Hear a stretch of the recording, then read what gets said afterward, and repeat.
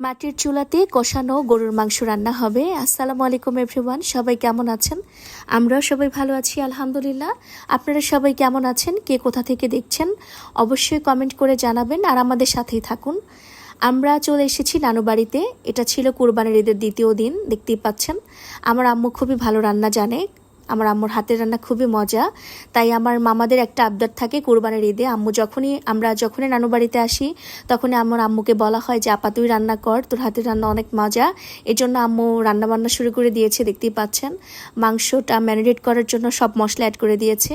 আমার আম্মুরা দুই বোন দুই ভাই, এবং আমরা যখন সবাই একসাথে হই, আমার মামা খালামণিরা আমার কাজিনরা, তখন এত বেশি মজা হয়, অনেক বেশি মজা হয়। আপনারা জানেন যে নানু বাড়ি মানেই মজা, আর যেখানে কাজিনরা আছে সেখানে তো আরও বেশি মজা হয়।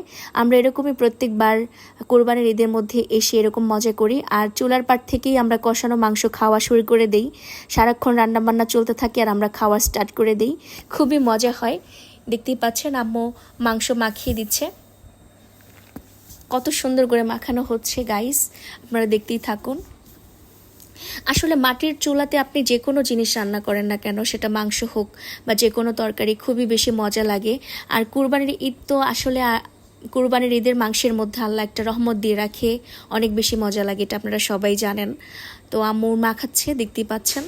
প্রচণ্ড গরম ছিল, ঈদের দ্বিতীয় দিন থেকে প্রচণ্ড গরম। আসলে এত বেশি গরম যে মাটির চুলায় রান্না করাটা একটু কঠিন, তারপরেও কিছু করার নাই। যেহেতু আম্মু নিয়েছে রান্না করার দায়িত্ব, আম্মুর হাতের রান্না অনেক বেশি মজা, সেহেতু আম্মুকে রান্না করতেই হবে। আমি কিন্তু ক্যামেরাম্যান, আমি আম্মুকে ভিডিও করে দিচ্ছি, দেখতেই পাচ্ছেন। আম্মু এক পাশে মাংস রান্না তুলে দিয়েছে আর এক পাশে আলুটা একটু ফ্রাই করে নিচ্ছে। কারণ আপনি মুরগির মাংস হোক মানে গরুর মাংস, যে কোনো মাংসে আপনি যদি আলুটা একটু ফ্রাই করে দেন, সেটার টেস্ট আর একটু বেশি বেড়ে যায়। আমিও কিন্তু মাটির চুলাতে রান্না করতে পারি আলহামদুলিল্লাহ। আমি গ্রামের পরিবেশ বলেন, শহরের পরিবেশ বলেন, সব পরিবেশের সাথে অভ্যস্ত। আমি টুকটাক সব কিছুই জানি আলহামদুলিল্লাহ। যে দেখতেই পাচ্ছেন আম্মু মাংস নেড়ে দিচ্ছে, খুবই বেশি মজা হয়। কষানো মাংস আমার খুবই খেতে ইচ্ছে করছিল। আমি আম্মুকে তখন থেকেই বলা শুরু করেছিলাম, আম্মু আমাকে কষানো মাংস দাও। এটা আমাদের রেগুলারের কাজ। আমরা যখনই কোনো মাংস রান্না হয় তখনই আমরা এইভাবে আম্মুর কাছে আবদার করতে থাকি। সারাদিন খেতে থাকি আর সারাদিন রান্নাবান্না চলতে থাকে, সারাদিন খেতে থাকি, এটাই আমাদের কাজ। এই যে দেখতেই পাচ্ছেন আমি আম্মুকে বলছিলাম আমাকে কষানো মাংস দাও, আমার আর সহ্য হচ্ছে না খাওয়ার জন্য।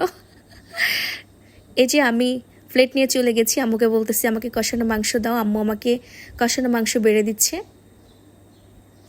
অনেকগুলো দিয়ে ফেলেছে। দেখতেই পাচ্ছেন গাইস, আপনারা কে কে খাবেন সবাই চলে আসেন। মাশাআল্লাহ কত সুন্দর দেখা যাচ্ছে। তো অলমোস্ট আমাদের মাংস রান্না হয়ে গেছে। সবাই ভালো থাকবেন, সুস্থ থাকবেন, সবাইকে ঈদ মোবারক। আর আমার আম্মুর ব্লগ যদি ভালো লাগে অবশ্যই লাইক কমেন্ট শেয়ার করে পাশে থাকবেন। আল্লাহ হাফেজ।